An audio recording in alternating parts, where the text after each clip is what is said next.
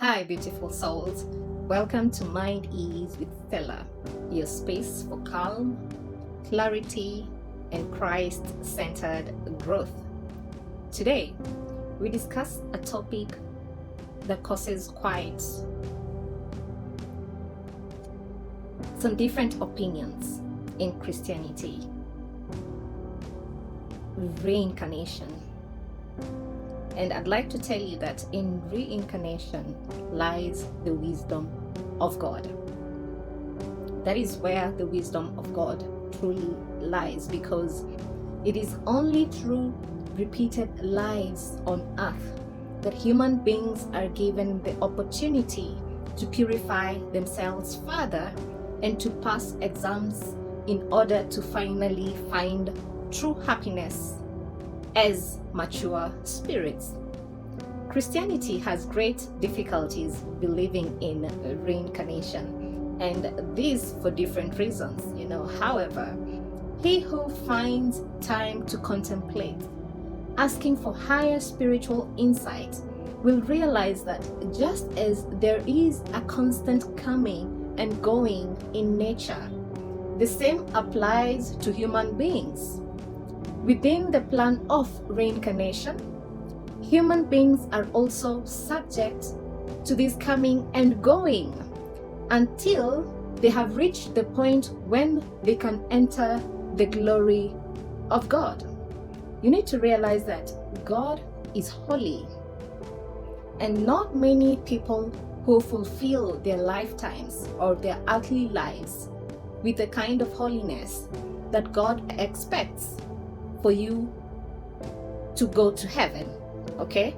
So God gives you a chance to come back to this earthly life again and again and again and again, in order to at least pass your exams.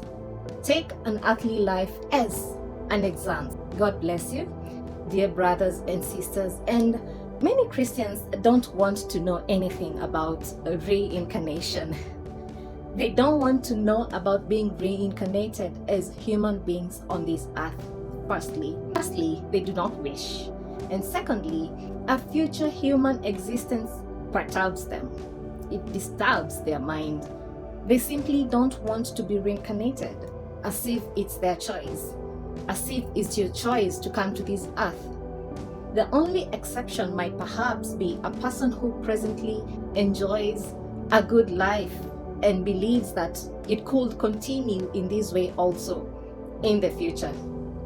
But such people are exceptions, and in Christian teaching it says, it is sown in weakness, it is raised in power and glory. That's in 1 Corinthians chapter 15, verse 43. So will it be with the resurrection of the dead. The body that is sown is perishable. It is raised imperishable. It is sown in dishonor. It is raised in glory. It is sown in weakness. It is raised in power. It is sown a natural body. It is raised a spiritual body. And on the other hand, one speaks on the last day on which everyone will rise from the dead with body and soul, right? And how is this supposed to work, really? Tell me, how is it supposed to work? How can one be born several times only to be raised with body and soul on the last day? There are contradictions in this respect. I'd also like to point out the following, where it is written, it is sown in corruption. Yes, it is sown in corruption, in transience. That is in 1 Corinthians chapter 15, verse 42. Human beings of today who are educated and literate would hardly use this phrasing. By mentioning these, I'd only like to point out that human beings accept the traditional wording, but it has no real significance for them. They don't reflect on it at all. This wording no longer conforms to present-day language. something like transience. It no longer conforms to present day language, but it still exists. One doesn't think about it any further. Also, because in general, Christ spoke symbolically and in pictures.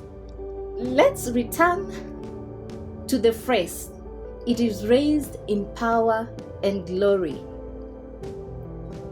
If one knew how abject this earthly life had been, no one would want to claim that this human being is going to raise in power and glory. It's not easy to generalize about this phrase. You cannot generalize this phrase. Instead of saying, "It is sown in corruption, it is raised in power and glory," wouldn't it be much better to formulate it in today's style? Say, one is born in a body which will decay. Say that. One is born in a body which will decay, because the body decays, definitely. Have you ever seen a body that is buried? Yeah, by the time you go to exhume it, it has decayed already, being eaten by worms because it has decayed. Instead of saying, "It is sown in corruption, it is raised in power and glory," wouldn't it be much better to formulate it in today's style and say, one is born in a body which will decay, and the deceased will rise and enter into the power and glory of God, because that is actually what happens.